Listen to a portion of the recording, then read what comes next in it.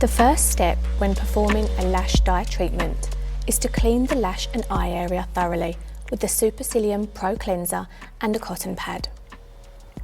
Next, place some eye pads underneath the eyes.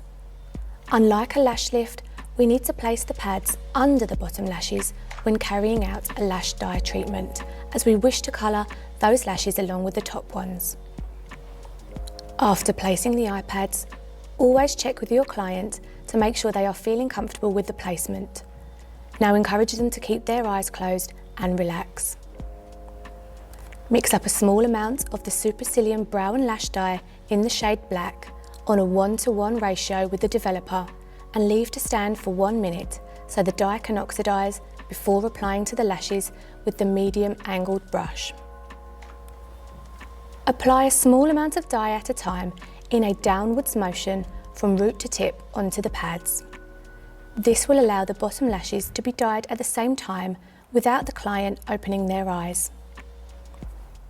If your client wants a softer, more natural colour to her lashes, then leave the dye on for 7 to 12 minutes. This is a great option for anyone with very fair and translucent lashes that are not used to wearing makeup. For all other clients that like their lashes more bold, we recommend leaving the dye on for 12 to 15 minutes. Remove with damp cotton pads and make sure all the dye is removed before your client opens her eyes and checks out her new lash look. That's it, no more mascara needed.